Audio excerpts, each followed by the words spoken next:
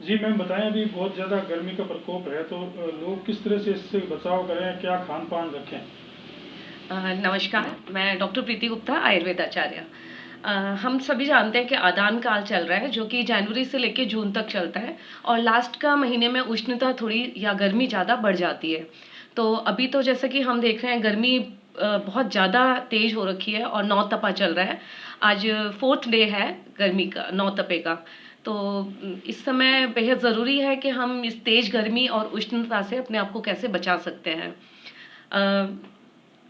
जैसे अब मैं इसमें देखिए, औषधि के अलावा सबसे ज़्यादा इम्पॉर्टेंट क्या है कि अगर हमें दवाइयाँ ना खानी पड़े, चाहे कोई भी पैथी की हो, तो उसके लिए ज़रूरी है कि हम इस टाइम में अपने आहार और विहार, इसका अगर हम ध्यान रखते हैं तो हम औषधि से बच सकते हैं। तो अब बात करते हैं हम विहार की, पहले ले लेते हैं क्योंकि आहार थोड़ा लंबा टॉपिक है। विहार में आप ऐसी जगह रहें जहाँ पे गर्म हवा ना आए। कहीं भी अगर हम ट्रैवल कर रहे हैं तो अपना सर को कवर करके जाएं। घर से बाहर निकलते हैं तो पानी पी के जाएं, और पानी भी ठंडा, कोशिश करें कि फ्रिज का ना पिएं, मटकी का पानी पिएं, ठंडा पिएं। और इसके अलावा फेस को और सर को कवर करके रखें। तो रात को सोते समय भी बहुत ज़्यादा, अब आजकल छत पे सोने का रिवाज तो खैर ख़त्म ही हो गया है, तो एसी और कूलर में सोने की आदत पड़ गई है, तो फिर भी थोड़ा सा ध्यान रखें कि तेज सर्द गर्म ना हो। हम कमरे से घर अंदर आ रहे हैं, बाहर जा रहे हैं, तो उससे सर्द गर्म से भी हमें लूज मोशंस या वॉमिटिंग या लू लग सकती है। तो ये, और टाइम से सोएं और सुबह जल्दी उठ के ठंडक में हम वॉक करके आएं। तो विहार का तो ये इस तरह से हो गया। अब बात करते हैं हम आहार की। आहार में देखिए, हमें इस समय हमारे शरीर में रस और रक्त धातु दोनों ही थोड़ी सी तेज होती हैं, और हमारा मेटाबॉलिज्म या डाइजेशन थोड़ा सा वीक हो जाता है। सर्दियों में थोड़ा मेटाबॉलिज्म अच्छा होता है, आते थोड़ी अपना जो इंटेस्टाइन्स की जो वर्क है वो बहुत अच्छे से करती हैं, और गर्मियों में वो थोड़ी कमज़ोर हो जाती हैं। तो हमें इस टाइम में मधुर आहार लेना चाहिए, जिससे रस और रक्त धातु क्षीण ना हो। इस समय पित्त का वृद्धि होती है शरीर में, गर्मी बढ़ती है, उष्णता बढ़ती है, तो हमें वही खाना खाना चाहिए जिससे हमारे शरीर को ठंडक मिले। और उसमें आता है मधुर रस वाले खाना, या फिर जो उष्णता को कम करें, ठंडक देने वाला खाना। तो मधुर रस में फ्रूट्स आ जाते हैं, जैसे रुत का फल, कोई भी, भगवान ने भी रुत में हर सीजन के लिए अलग अलग फ्रूट्स बनाए हैं। तो इस समय हम आम ले सकते हैं, अनार ले सकते हैं, और खीरा है, मतीरा है जो कि राजस्थान में बहुत प्रचुर मात्रा में मिलता है। आंवले का आप मुरब्बा ले सकते हैं, जिससे कि शीतलता बढ़ी रहे शरीर में। और जूसी फ्रूट्स हमको ज़्यादा खाने चाहिए जिसमें पानी ज़्यादा होता है, क्योंकि गर्मी में उष्णता की वजह से हमारे शरीर में पानी की, नमी की कमी हो जाती है, और नमी की कमी की होने की वजह से हम कॉन्स्टिपेशन लोगों को होने लगता है। कॉन्स्टिपेशन की वजह से फिर देखिए, पाइल्स का, फिशर का, ये प्रॉब्लम थोड़ी सी लोगों में ज़्यादा हो जाती है। तो ध्यान रखें कि शरीर में जो नमी है या जो डिहाइड्रेट ना हो, पानी भी ज़्यादा पिएं। और पानी में कुछ चीज़ें मिला के दादी नानियाँ हमारी दिया करती थी, मम्मी भी, जैसे हम छोटे थे तो हमें जौ का सत्तू, जौ का पानी, नींबू का रस, शिकंजी तो सभी जानते हैं। और इस टाइम में संतरा हो गया, फालसा इस सीजन का फ्रूट है, जामुन तो अभी नहीं आते हैं, फालसा लेकिन खाइए, बहुत कूल होता है। शहतूत लीजिए, और इन सब की बहुत सारी जूसेस की रेसिपीज आपको घर में मिल जाएंगी, नहीं तो बहुत सारे यूट्यूब पे बहुत सारी रेसिपीज हैं।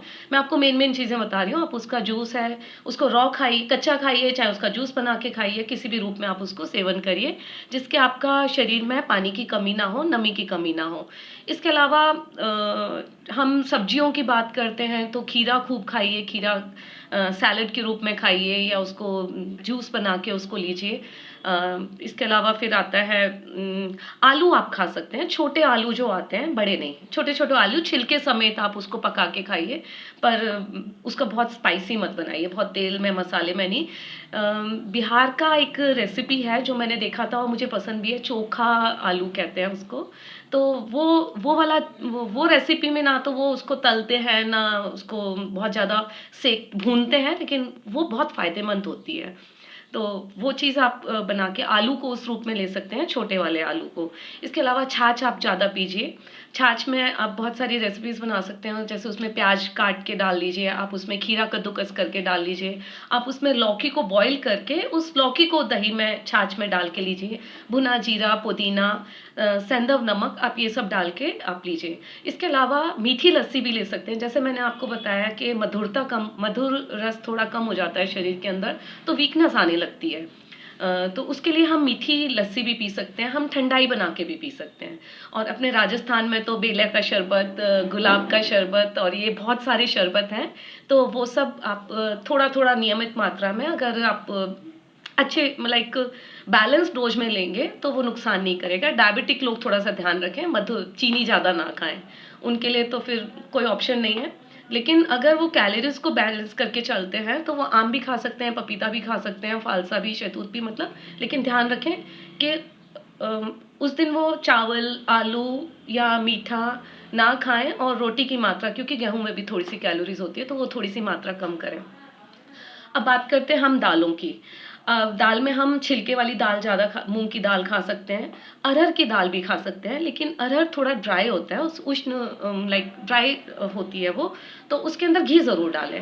मैंने कई लोगों को देखा है कि वो दालें भी तेल में बनाते हैं, तो मेरा आप सब लोगों को यही कहना है कि दालों को घी में बनाइए और थोड़ा सा घी उसमें डाल के खाइए। बाकी और चीज़ों में बहुत ज़्यादा घी खाएंगे तो वो भी आग में घी का काम करके वो अग्नि को और प्रज्वलित करेगा। तो लेकिन हींग जीरे का छौंक लगा के आप अरहर की दाल भी खा सकते हैं, मसूर की दाल भी खा सकते हैं, हालांकि उष्ण उसकी प्रॉपर्टी होती है, लेकिन फिर भी घी में बना के आप उसको खा सकते हैं। भारी चीज़ें, मिठाई, मावे की मिठाई और ये सब ना खाएं, बाजार की चीज़ें ना खाएं, पूड़ी तला हुआ चीज़ ना खाएं। स्मॉल मील्स लें, नंबर ऑफ टाइम लें, चबा चबा के खाएं अच्छे से, वो तो हर सीज़न में चबा के खाना चाहिए हमको। और भूखा पेट ना रहे, सबको यही है, थोड़ा थोड़ा मात्रा में ज़्यादा टाइम खा लें। और उसमें लाइक व्हाट आई फील के गेहूँ थोड़ा हमें खाना कम कर देना चाहिए। ग्लूटीन फ्री डाइट का मैं सबको कहती हूँ, एकदम बंद नहीं कर सकते हैं, तो आप रागी, ज्वार, इन सबको मिला के आप इसका जो मल्टीग्रेन आटा होता है उसकी रोटी आप एक टाइम ज़रूर खाएं। और इसके अलावा खाने में आहार का हो गया, विहार हमने बता दिया। इसके अलावा हम बात करते हैं कि बीमारियां इस टाइम कौन कौन सी होती हैं। मोस्ट इम्पॉर्टेंट, अभी मैं एक चीज़ बीच में भूल गई, आप जो सबसे ज़्यादा गर्मियों में फ़ायदेमंद है वो है आम का पन्ना, जो हमको लू से भी बचाता है और विटामिन सी का सबसे बेस्ट स्रोत है। अभी जैसे हम देख रहे हैं कि कोविड चल रहा है, सेकेंड वेव जाके अब थर्ड वेव आने का, और बहुत सारे भी इन्फेक्शंस साथ में उसके नए नए आ रहे हैं, तो विटामिन सी सभी लोग आपको बता रहे हैं कि विटामिन सी लें। लेकिन ठीक है, when you are under the treatment तब तो आप आर्टिफिशियल विटामिन सी ले सकते हैं, लेकिन उसको भी लंबा टाइम तक आर्टिफिशियल विटामिन सी लेने की बजाय आप नेचुरल रूप में जो है उसको लें। तो नींबू है, आम का पना है, आप उसमें वो कच्चे आम को बॉईल करके पानी में मैश करके उसमें पुदीना है, जीरा है, मिश्री है या गुड़ डाल के आप वो ले सकते हैं। और इसके साथ इमलानी, जो कि हमारे बीकानेर में तो बहुत फेमस है और आखा तीज पे तो विशेष रूप से खाई जाती है, लेकिन उसके अलावा भी आप नॉर्मल डेज में भी, ग्रीष्म ऋतु में आपको इमलानी लेना चाहिए। और जो लोग नहीं जानते हैं उनके लिए बता देती हूँ, इमली को पानी में भिगो के उसका गूदा निकाल के उसमें जीरा, शक्कर या मिश्री डाल के आप उसको पानी, उसका जो जूस बनता है आप उसको लीजिए नियमित रूप से रोज एक बार। तो विटामिन सी की पूर्ति करता है, लू से हमको बचाता है। और तो सबको नींबू का पानी तो मैंने बता ही दिया, तो विटामिन सी आप भरपूर खाएं। विटामिन सी का फ़ायदा ये होगा कि एक तो आपका इम्यूनिटी को स्ट्रॉन्ग करता है, आयरन ऑब्जॉर्प्शन को बढ़ाता है और हमारे पाचन को ठीक रखता है। तो इसमें आप ले सकते हैं। Thank you.